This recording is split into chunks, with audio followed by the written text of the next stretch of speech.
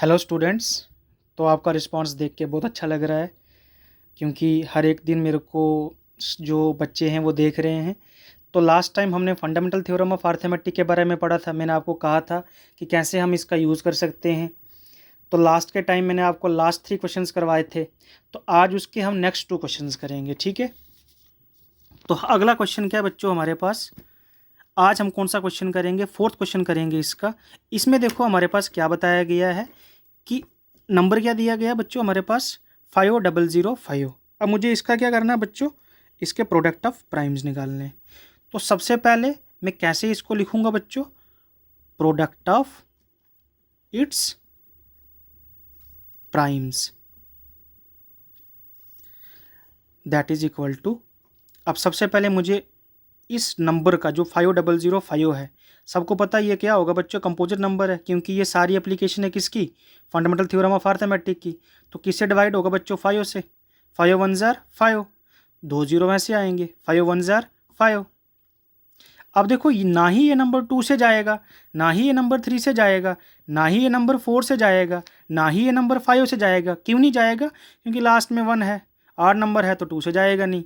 अब 3 से भी जाएगा नहीं, क्योंकि 1 + 1 2, तो तब भी नहीं जाएगा। 4 के लिए लास्ट के 2 डिजिट जो है वो 4 के टेबल में आने चाहिए, तो वो भी नहीं जाएगा। 5 से भी नहीं जाएगा, क्योंकि लास्ट में 5 होना चाहिए। 6 से भी नहीं जाएगा, लेकिन 7 से जा सकता है। क्यों? क्योंकि 7 में हमको पता है कि 7 × 3 जो है वो किसके बराबर होता है? 21 के बराबर होता है। तो हम क्या करेंगे बच्चों? इसको 7 से डिवाइड करेंगे। 7 1 जार 7, पीछे क्या बचेगा बच्चों? 3, 3 और 0 30, 7 4 जार 28, 30 में से 28 जाएगा तो 2, 7 3 जार 21। अब ये नंबर जो है, अब हम सबको पता है कि 4 + 1 5 + 3 8, 3 के टेबल में तो आएगा नहीं। सिंपल सीधा दिख रहा है बच्चों कि देखो 8 प्लेसेस जो है वो उस पर क्या है बच्चों? 3 और 1 है ना।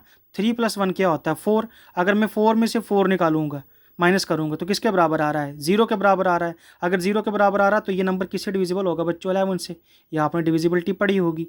तो 11 1 जार 11, तो पीछे 3 बच गया। 11 3 जार 33, 13 1 जार 13। समझ आ गई? तो प्रोडक्ट ऑफ इट्स प्राइम्स किसके बराबर हो जाएंगे बच्चों?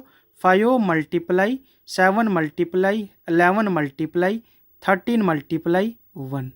बच्चों मेरी हैंड राइटिंग पे नहीं जाना, ठीक है। समझ आ गई मेरी बात? इस तरीके से ये क्वेश्चन करना है। अब अगला क्वेश्चन जो है, ये क्वेश्चन बहुत अच्छा क्वेश्चन है, ये पेपर में पूछा जाता है, क्योंकि इसमें बच्चे जो है ना, कैलकुलेशन में जो है बच्चे कैलकुलेशन नहीं कर पाते हैं इस क्वेश्चन की। तो इस क्वेश्चन में हमको करना क्या है बच्चों? कुछ नहीं करना है, बस आपको सिर्फ मेरे को देखना है। देखो क्या है बच्चों, क्या नंबर दिया है ये? 7429। अब इसमें हमको कुछ नहीं करना है, इसके प्रोडक्ट ऑफ प्राइम्स निकालने हैं। क्या करने हैं बच्चों? इसके प्रोडक्ट ऑफ प्राइम्स निकालने हैं, ठीक है। तो सबसे पहले हम क्या करेंगे बच्चों? जो 7429 है, by using prime factorization method, इसके हम क्या करेंगे बच्चों? प्राइम फैक्टर्स निकालेंगे, ठीक है। देखो सीधी सी बात है। 7 + 4 11, 11 + 2 13, 13 और 9 22।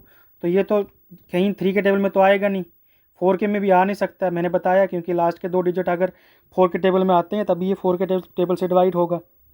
5 की कंडीशन भी आपको पता है, 6 की कंडीशन भी पता है। 7 की में देख लो, 7 10 जार 70, पीछे 4 बच गया 42, 7 6 जार 42। लास्ट में 9 है, 9 तो 7 के टेबल में आता नहीं है, 7 के में भी नहीं होगा।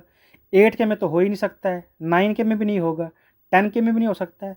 अब बच गया हमारे पास 11 से लेकर 20 के बीच में। तो 11 से लेकर 20 के बीच में हम ये कह सकते हैं कि या तो ये 13 के टेबल में हो सकता है। क्यों मैं ऐसा कह रहा हूँ?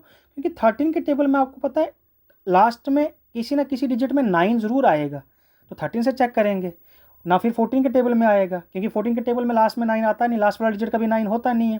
15 में भी लास्ट वाला डिजिट का भी 9 होता नहीं है। 16 में भी लास्ट वाला डिजिट का भी 9 होता नहीं है। लेकिन 17 में लास्ट वाला डिजिट 9 हो सकता है। तो पहले 13 से करते हैं। तो हमको पता है 74 है, तो 13 को 5 से करूँगा तो 65 आएगा।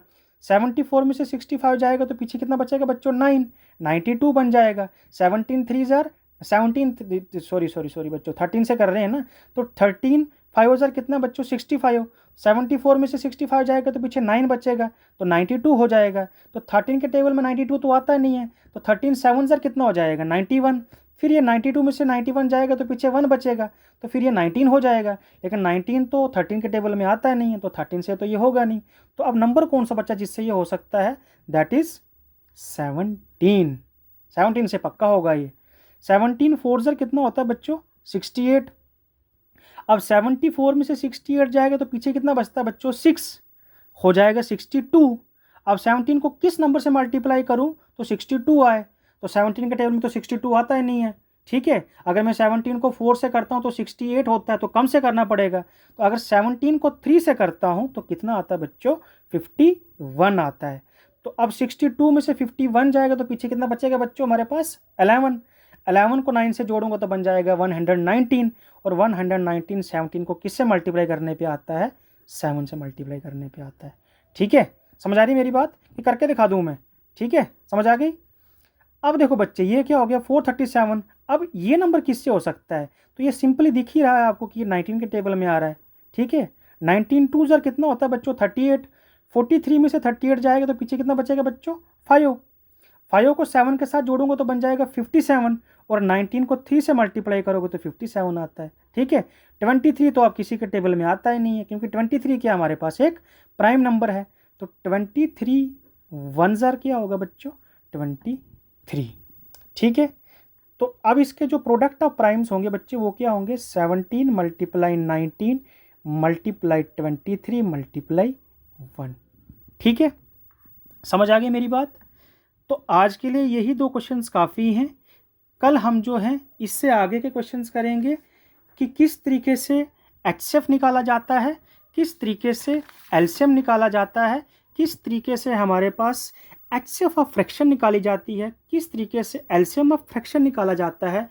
एचसीएफ मल्टीप्लाई एलसीएम जो है वो किसके बराबर होता है? प्रोडक्ट ऑफ 2 नंबर्स होता है। इसके बारे में हम कल पढ़ेंगे। तो आज बहुत सारे बच्चों का रिजल्ट भी आया है, बहुत सारे बच्चों ने जिन्होंने मेरे पास पढ़ा है उनका भी बहुत अच्छे मार्क्स आए हैं, ठीक है। अब मैं सिर्फ आप बच्चों को ये कहूँगा कि आप बस जिन बच्चों को समझ नहीं आ रही है तो वो मुझे कमेंट करें, ठीक है। और मैं आपको ये श्योरिटी देता हूँ कि बच्चों सिर्फ आप 120 डेज़ मुझे दे दीजिए, बस आप सिर्फ 120 डेज़ मुझे दीजिए। मैं आपको ये दिखा दूँगा कि ये मैथ्स है क्या। कुछ नहीं है इसमें, आपको कुछ ऐसा डर ही नहीं है मैथ्स में कि आप कुछ कर नहीं सकते हो। कुछ नहीं है मैथ्स, सिर्फ आप गणित कुछ नहीं है। वो किसी ने कहा था ना कि मैथ्स क्या है? Maths is only discussion of why and how, क्यों आया और कैसे आया, यही मैथ्स है। इसके अलावा मैथ्स कुछ नहीं है। बस बच्चों, आप जो भी आपको समझ नहीं आती है तो आप मुझे बताओ, मैं आपको ये श्योरिटी देता हूँ कि आप इस बार इस सब्जेक्ट में टॉप करोगे। Thank you so much.